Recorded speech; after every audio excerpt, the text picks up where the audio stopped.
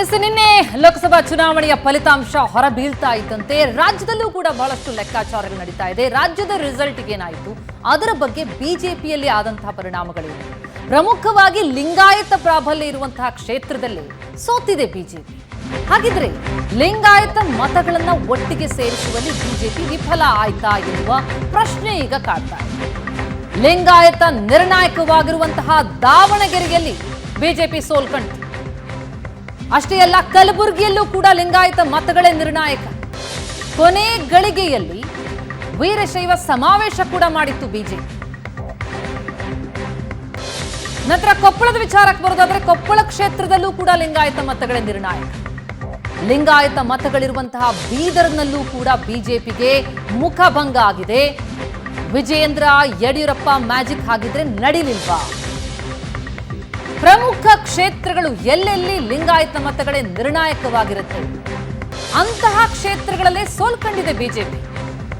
ಇದು ಈಗ ಈ ಪ್ರಶ್ನೆಯನ್ನ ಉದ್ಭವಿಸುವಂತೆ ಮಾಡಿದೆ. ಹಾಗಿದ್ರೆ ಲಿಂಗಾಯತ ಮತಗಳನ್ನ ಒಟ್ಟಿಗೆ ತರುವಲ್ಲಿ ಬಿಜೆಪಿ ವಿಫಲ ಆಯ್ತಾ ಎನ್ನುವ ಪ್ರಶ್ನೆ.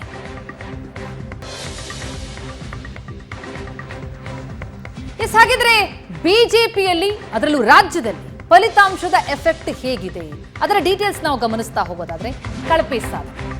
ಪಕ್ಷದ ನಾಯಕತ್ವದ ಬಗ್ಗೆ ಈಗ ಪ್ರಶ್ನೆಗಳು ಉಲ್ಬಣ ಆಗ್ತಾ ಇದೆ. ಯಾಕಂದ್ರೆ 17 ಕ್ಷೇತ್ರಗಳಲ್ಲಿ ಬಿಜೆಪಿ ಗೆಲುವನ್ನ ಸಾಧಿಸಿರುವಂಥದ್ದು ಮೈತ್ರಿ ಮಾಡಿಕೊಂಡಿದೆ. ಹಾಗಿದ್ದೂ ಕೂಡ ಸಾಧನೆ ಅಂತಹ ಸಮಾಧಾನ ತರುವಂಥದ್ದಲ್ಲ. ಇನ್ನು ಹೈದರಾಬಾದ್ ಕರ್ನಾಟಕ ನಾಯಕರ ಮೇಲೆ ಕ್ರಮ ಆಗುವಂತಹ ಸಾಧ್ಯತೆ ಇದೆ. ಯಾಕಂದ್ರೆ ಅಲ್ಲಿ ಬಹಳ ದೊಡ್ಡದಾದಂತಹ ಪೆಟ್ಟು ಬಿಜೆಪಿಗೆ ಬಿದ್ದಿರುವಂಥದ್ದು. ಹಾಗಾಗಿ ಈ ಭಾಗದ ನಾಯಕರ ಮೇಲೆ ಕ್ರಮ ಆಗುವಂತಹ ಸಾಧ್ಯತೆಗಳು ಕಂಡು ಬರ್ತಾ ಇದೆ. ಅಂದ್ರೆ ಒಟ್ಟಾಗಿ ಹೋಗ್ಲಿಲ್ವಾ ಅನ್ನೋದು. ಬಿಜೆಪಿಯಲ್ಲಿ ಕೆಲವು ನಾಯಕರ ಸ್ಥಾನ ಪಲ್ಲಟ ಆಗುವಂತಹ ಸಾಧ್ಯತೆಗಳು ಕೂಡ ಕಂಡು ಬರ್ತಾ ಇದೆ. ಈ ರಿಸಲ್ಟ್ ಏನೇನು ಬದಲಾವಣೆ ಕಾರಣ ಆಗುತ್ತೋ ಗೊತ್ತಿಲ್ಲ. ಅದರಲ್ಲೂ ಕೆಲವು ನಾಯಕರ ಸ್ಥಾನ ಪಲ್ಲಟ ಆಗುವಂತಹ ಸಾಧ್ಯತೆಗಳು ಕಂಡು ಬರ್ತಾ ಇದೆ ರಾಜ್ಯದ ಫಲಿತಾಂಶವನ್ನ ನೋಡಿದ ಮೇಲೆ. ಜೆಡಿಎಸ್ ಮೈತ್ರಿಯಿಂದ ಆದ ಲಾಭದ ಬಗ್ಗೆ ಕೂಡ ಚರ್ಚೆ ಆಗುತ್ತೆ. ಅಫ್ಕೋರ್ಸ್ ಒಂದು ನೆಗೆಟಿವ್ ಆದ್ರೆ ಇನ್ನೊಂದು ಪಾಸಿಟಿವ್ ಸೈಡ್ ಅಲ್ಲೂ ಗಮನಿಸಬೇಕಾಗುತ್ತೆ. ಇನ್ನೂ ಕಳಪೆ ಆಗ್ಬಿಡ್ತಿತ್ತೋ ಏನೋ, ಮೈತ್ರಿನಾದ್ರೂ ಲಾಭ ಆಯ್ತಾ, ಎಲ್ಲೆಲ್ಲ ಲಾಭ ಆಯ್ತು, ಎಷ್ಟು ಮಟ್ಟಿಗೆ ಲಾಭ ಆಗಿದೆ ಜೆಡಿಎಸ್ ಮೈತ್ರಿಯಿಂದಾಗಿ, ಆ ಲೆಕ್ಕಾಚಾರದ ಬಗ್ಗೆ, ಲಾಭದ ಬಗ್ಗೆ ಕೂಡ ಚರ್ಚೆಯಾಗಲಿದ್ದು ಏನಾಗ್ತಾ ಇದೆ ರಾಜ್ಯ ಬಿಜೆಪಿಯಲ್ಲಿ ಅದ್ರ ಬಗ್ಗೆ ಡೀಟೇಲ್ಸ್ ಪಡೆಯೋಣ. ನಮ್ಮ ಪ್ರತಿನಿಧಿ ರವಿ ಶಿವರಾಮ್ ಈಗ ನಮ್ಮ ಜೊತೆ ನೇರ ಸಂಪರ್ಕದಲ್ಲಿದ್ದಾರೆ. ಎಸ್ ರವಿ, ನಿನ್ನೆ ಬಂದಂತಹ ಫಲಿತಾಂಶ ಏನಿದೆ ಅಲ್ಲಿ ಕೇಂದ್ರದಲ್ಲೂ ಕೂಡ ಬಿಜೆಪಿಯನ್ನ ನಡಗಿಸ್ಬಿಡ್ತು, ರಾಜ್ಯದಲ್ಲೂ ಕೂಡ ಫಲಿತಾಂಶ ಅಂದುಕೊಂಡಂತಾಗ್ಲಿಲ್ಲ. ಜೆಡಿಎಸ್ ಮೈತ್ರಿಯಿಂದ ಲಾಭ ಆಯ್ತಾ ನಷ್ಟ ಆಯ್ತಾ ಅದ್ರ ಬಗ್ಗೆ ಚರ್ಚೆ ಆಗಲೇಬೇಕಾಗತ್ತೆ. ಒಟ್ಟಾರೆಯಾಗಿ ನಿನ್ನೆ ಫಲಿತಾಂಶ ರಾಜ್ಯ ಬಿಜೆಪಿಯ ಮೇಲಿನ ಎಫೆಕ್ಟ್ ಮತ್ತು ಇಂಪ್ಯಾಕ್ಟ್ ಹೇಗಿರುತ್ತೆ ಅಂತ?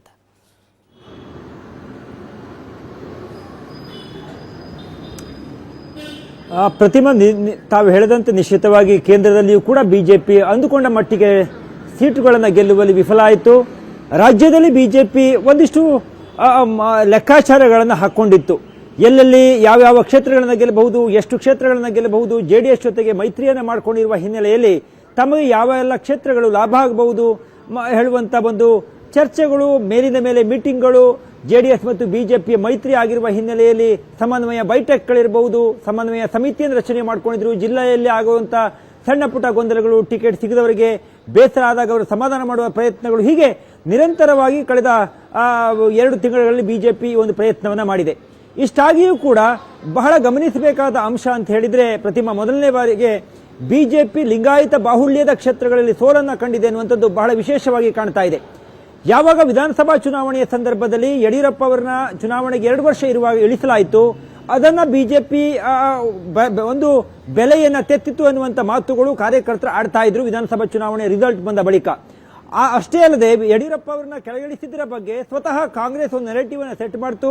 ಬಿಜೆಪಿ ಒಬ್ಬ ಪ್ರಶ್ನಾತೀತ ಲಿಂಗಾಯತ ನಾಯಕರನ್ನ ಕೆಳಗಿಳಿಸಿ ಅವಮಾನ ಮಾಡಿದೆ ಅನ್ನುವಂಥ ಒಂದು ಸ್ಲೋಗನ್ಗಳನ್ನ ಜನರ ಬಳಿ ತೆಗೆದುಕೊಂಡು ಹೋಗುವಲ್ಲಿ ಕಾಂಗ್ರೆಸ್ ಕೂಡ ಯಶಸ್ವಿಯಾಯಿತು.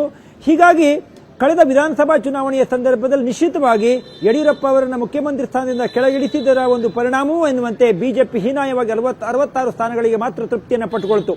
ಈಗ ನಿನ್ನೆ ಲೋಕಸಭಾ ಚುನಾವಣೆಯ ರಿಸಲ್ಟ್ ಬಂದಿದೆ ಪ್ರತಿಮಾ. ಈ ಕ್ಷೇತ್ರಗಳನ್ನು ನಾವು ಗಮನಿಸಿ ನೋಡಿ, ಅದು ಬೀದರ್ ಇರಬಹುದು, ಕೊಪ್ಪಳ ಇರಬಹುದು, ರಾಯಚೂರು ಇರಬಹುದು, ಕಲಬುರಗಿ ಇರಬಹುದು ಮತ್ತು ದಾವಣಗೆರೆ. ಈ 5 ಕ್ಷೇತ್ರಗಳಲ್ಲಿ ಪ್ರತಿಮಾ 3 ಕ್ಷೇತ್ರಗಳಲ್ಲಿ ಲಿಂಗಾಯತ ಸಮುದಾಯಕ್ಕೆ ಟಿಕೆಟ್ಗಳನ್ನು ಕೊಡಲಾಗ್ತಾ ಇತ್ತು. ಕೊಪ್ಪಳದಲ್ಲಿ ಸಂಗಣ್ಣ ಕರಡಿ ಅವರು ಬೇಸರವನ್ನು ಮಾಡ್ಕೊಂಡು ಪಾರ್ಟಿಯನ್ನು ಬಿಟ್ಟು ಹೋದ್ರು. ಅಲ್ಲಿ ಡಾಕ್ಟರ್ ಬಸವರಾಜ್ ಅವರಿಗೆ ಟಿಕೆಟ್ ಅನ್ನು ಕೊಡಲಾಯಿತು. ಅದೇ ರೀತಿ ಬೀದರ್ನಲ್ಲಿ ಭಗವಂತ ಖೂಬಾ ಅವರಿಗೆ ಬೇಸರ ಇತ್ತು. ಅಲ್ಲಿಯ ಶಾಸಕರು ಮತ್ತು ಖೂಬಾ ನಡುವೆ ದೊಡ್ಡ ಗಲಾಟೆಗಳಿದ್ದವು. ಅಲ್ಲಿಯೂ ಕೂಡ ಲಿಂಗಾಯತ ಸಮುದಾಯದವರಿಗೆ ಟಿಕೆಟ್ ಅನ್ನು ಕೊಡ್ತಾ ಇದ್ರು. ದಾವಣಗೆರೆಗೆ ನೀವು ಬರೋದಾದ್ರೆ GM ಸಿದ್ದೇಶ್ವರ ಅವರಿಗೆ ಇಷ್ಟು ವರ್ಷ ಚುನಾವಣೆಯನ್ನು ಗೆದ್ದುಕೊಂಡು ಬರ್ತಾ ಇದ್ರು. ಅಂದ್ರೆ ಈ 3 ಲೋಕಸಭಾ ಕ್ಷೇತ್ರಗಳಲ್ಲಿ ಲಿಂಗಾಯತರಿಗೆ ಟಿಕೆಟ್ ಅನ್ನು ಕೊಡ್ತಾ ಇದ್ರು. ಲಿಂಗಾಯತ ಸಮುದಾಯವೇ ಒಂದು ರೀತಿ ನಿರ್ಣಾಯಕವಾದ ಪಾತ್ರವನ್ನು ವಹಿಸ್ತಾ ಇದ್ದು. ರಾಯಚೂರು, ಕೊಪ್ಪಳ ಇರಬಹುದು, ಕಲಬುರಗಿ ಇರಬಹುದು, ಎಲ್ಲ ಭಾಗದಲ್ಲಿ ಲಿಂಗಾಯತರ ಪ್ರಾಬಲ್ಯ ಅಷ್ಟೇ ಇದೆ. ಸಾಮಾನ್ಯವಾಗಿ ಉತ್ತರ ಕರ್ನಾಟಕ ಭಾಗ ಇರಬಹುದು, ಕಲ್ಯಾಣ ಕರ್ನಾಟಕ ಭಾಗವನ್ನು ನೀವು ತೆಗೆದುಕೊಂಡಾಗ ಬಿಜೆಪಿಗೆ ಬಹಳ ಬಲವನ್ನ ಕೊಡುವ, ಬಿಜೆಪಿಗೆ ಯಾವತ್ತೂ ಕೈ ಹಿಡಿಯುವಂತ ಒಂದು ಸಮುದಾಯ ಅಂದ್ರೆ ಲಿಂಗಾಯತ ಸಮುದಾಯ. ಯಡಿಯೂರಪ್ಪನವರು ಲಿಂಗಾಯತ ಸಮುದಾಯದ ಪ್ರಶ್ನಾತೀತ ನಾಯಕ ಎನ್ನುವುದರಲ್ಲಿ ಯಾವುದೇ ಸಂದೇಹ ಇಲ್ಲ. ಅವರನ್ನ ಇಳಿಸಿದ್ರಿಂದ ಆದಂತ ಒಂದಿಷ್ಟು ಹಿನ್ನಡೆಯನ್ನು ಸರಿದು ಮಾಡಿಕೊಳ್ಬೇಕು ಎನ್ನುವ ಕಾರಣಕ್ಕೋಸ್ಕರ ವಿಜೇಂದ್ರ ಅವರಿಗೆ ಮಣೆಯನ್ನು ಹಾಕಲಾಯಿತು ಎನ್ನುವಂತ ವಿಮರ್ಶೆ ಮತ್ತು ಚರ್ಚೆ ಇದೆ. ಜೊತೆಗೆ ಅದು ವಾಸ್ತವ ಕೂಡ ಹೌದು.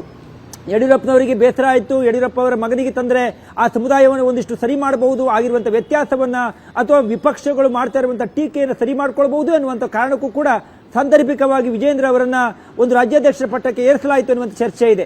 ಇಷ್ಟಾಗಿಯೂ ಕೂಡ ಅಲ್ಲಿಯ ಸ್ಥಳೀಯವಾಗಿರುವಂತಹ ಗೊಂದಲಗಳೇನೇ ಇರಲಿ, ಭಗವಂತ ಖೂಬಾ ಇರಬಹುದು ಅಥವಾ GM ಸಿದ್ದೇಶ್ವರ ಅವರಿಗೆ ಟಿಕೆಟ್ ಕೊಡದೆ ಅವರ ಮನೆಯವರಿಗೆ ಪತ್ನಿಗೆ ಟಿಕೆಟ್ ಅನ್ನು ಕೊಡಲಾಗಿತ್ತು.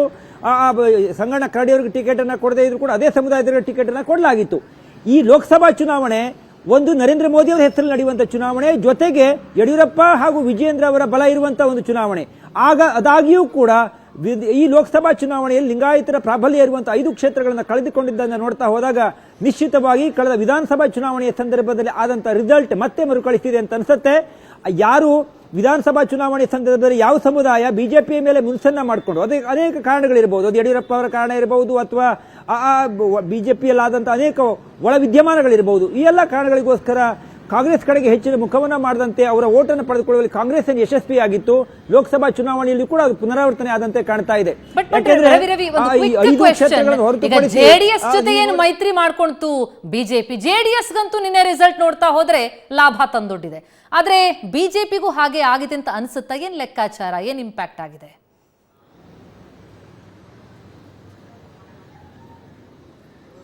ಪ್ರತಿಮಾ, ಬಿಜೆಪಿ ಮತ್ತು ಜೆಡಿಎಸ್ನ ಮೈತ್ರಿ ನೇರವಾಗಿ ವರ್ಕೌಟ್ ಆಗಿದೆ, ಅದು ಉತ್ತಮವಾಗಿ ಕೆಲಸ ಮಾಡಿದೆ ಅನ್ನೋದಕ್ಕೆ ಉದಾಹರಣೆ ತುಮಕೂರಿನಲ್ಲಿ ವಿ ಸೋಮಣ್ಣ ಅವರು ಗೆದ್ದಿರೋದು. ಕಳೆದ ಬಾರಿಯ ಲೋಕಸಭಾ ಚುನಾವಣೆ ಸಂದರ್ಭದಲ್ಲಿ ಕಾಂಗ್ರೆಸ್ ಮತ್ತು ಜೆಡಿಎಸ್ ಮೈತ್ರಿಯನ್ನು ಮಾಡಿಕೊಂಡಿತ್ತು, ಸ್ವತಃ ದೇವೇಗೌಡರು ಸೋಲನ್ನ ಕಂಡಿದ್ರು. ಆದರೆ ಈ ಬಾರಿ ತುಮಕೂರಲ್ಲಿ ಮುದ್ದಹನುಮೇಗೌಡರನ್ನ ಸೋಲಿಸಿ ಸೋಮಣ್ಣ ಅವರು ಗೆಲುವನ್ನ ಕಂಡಿದ್ದಾರೆ. ಹಾಗಾಗಿ ಆ ಭಾಗದಲ್ಲಿ ಬಿಜೆಪಿಗೆ ಮತ್ತು ಜೆಡಿಎಸ್ ಮೈತ್ರಿ ಹೊಂದಾಣಿಕೆ ಒಳ್ಳೆಯ ಕೆಲಸವನ್ನ ಮಾಡೋದಕ್ಕೆ ಅನುಕೂಲ ಆಗಿದೆ ಅನ್ನೋದನ್ನ ರಿಸಲ್ಟ್ ಹೇಳ್ತಾ ಇದೆ. ಕೋಲಾರದಲ್ಲಿ ಮಲ್ಲೇಶ್ ಬಾಬು ಗೆಲುವನ್ನ ಕಂಡಿದ್ದಾರೆ. ಅಲ್ಲಿ ಬಿಜೆಪಿಯ ಸಿಟ್ಟಿಂಗ್ MP ಇದ್ರು.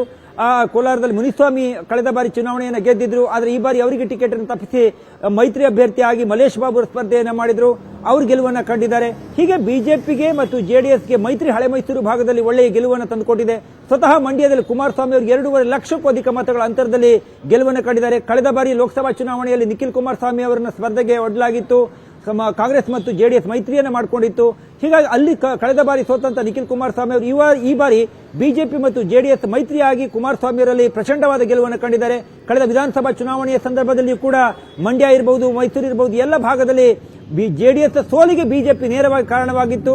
ಬಿಜೆಪಿ ಅತಿ ಹೆಚ್ಚು ಮತಗಳನ್ನ ಮಂಡ್ಯ ಭಾಗದಲ್ಲಿ ಗೆಲುವನ್ನು ಅಥವಾ ಅತಿ ಹೆಚ್ಚು ಮತಗಳನ್ನು ಪಡೆದಿರುವ ಕಾರಣಕ್ಕೋಸ್ಕರ ಜೆಡಿಎಸ್ ಕೇವಲ 1-2 ಸ್ಥಾನಗಳಿಗೆ ತೃಪ್ತಿಯನ್ನು ಪಟ್ಟುಕೊಂಡಿತ್ತು. ಹಾಗಾಗಿ ಎರಡೂ ಪಾರ್ಟಿಗೂ ಕೂಡ ಹಳೆ ಮೈಸೂರು ಭಾಗದಲ್ಲಿ ಒಂದು ಪ್ರಬಲವಾದ ವೋಟ್ ಬ್ಯಾಂಕ್ ಇದೆ ಅನ್ನೋದನ್ನ ಈ ಚುನಾವಣೆ ಹೇಳಿದೆ. ಮತ್ತು ಆ 2 ವೋಟ್ ಬ್ಯಾಂಕ್ಗಳು ಸರಾಗವಾಗಿ ಸಮ ಮನಸ್ಥಿತಿಯಿಂದ ಕೆಲಸ ಮಾಡಿದರ ಪರಿಣಾಮ ಬಿಜೆಪಿ ಮತ್ತು ಜೆಡಿಎಸ್ ಮೈತ್ರಿ ರಾಜ್ಯದ ನಿಶ್ಚಿತವಾಗಿ ವರ್ಕೌಟ್ ಆಗಿದೆ. ಮತ್ತು ಈ ಒಂದು ಮೈತ್ರಿಯಿಂದಾಗಿ ಜೆಡಿಎಸ್ 2 ಸ್ಥಾನಗಳನ್ನ ಗೆಲ್ಲೋದಕ್ಕೆ ಅನುಕೂಲ ಆಯಿತು. ಮತ್ತು ಜೊತೆಗೆ ತುಮಕೂರಿನಲ್ಲಿ ಸೋಮಣ್ಣ ಅವರ ಗೆಲುವಿಗೆ ಬಹಳ ಅನುಕೂಲವನ್ನು ಮಾಡಿಕೊಟ್ಟಿದೆ ಈ ಒಂದು ಮೈತ್ರಿ. Pratima, thank you so much Ravi ತಮ್ಮೆಲ್ಲ ಮಾಹಿತಿಗೆ. ಎಸ್, ಇನ್ನು ಕರ್ನಾಟಕದಲ್ಲಿ ಕಾಂಗ್ರೆಸ್ಗೆ ಇನ್ನು ನಿನ್ನೆ ಬಂದಂತಹ ರಿಸಲ್ಟ್ ಏನಿದೆ ಅದು ಕೊಂಚ ಹಿನ್ನಡೆಯನ್ನು ತಂದುಕೊಡ್ತು, ಅವರ ಲೆಕ್ಕಾಚಾರದಂತಾಗಲಿಲ್ಲ. ಅದಕ್ಕೆ ಏನು ಕಾರಣ ಆಯಿತು? ಹಾಗಿದ್ರೆ ರಿಸಲ್ಟ್ ಸ್ಟೇಟ್ ಕಾಂಗ್ರೆಸ್ ಮೇಲೆ ಯಾವ ರೀತಿಯಾದಂತಹ ಇಂಪ್ಯಾಕ್ಟ್ ತಂದಿದೆ ಅನ್ನೋದ್ರ ಬಗ್ಗೆ ಡೀಟೇಲ್ಸ್ ಕೊಡ್ತಾ ಹೋಗ್ತೀನಿ. ಒಂದು ಕ್ವಿಕ್ ಬ್ರೇಕ್ ಆಗುತ್ತೆ.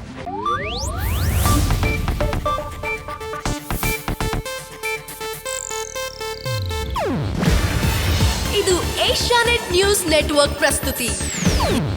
ನೀವು ನೋಡ್ತಿದ್ದೀರಾ ಏಷ್ಯಾನೆಟ್ ಸುವರ್ಣ ನ್ಯೂಸ್.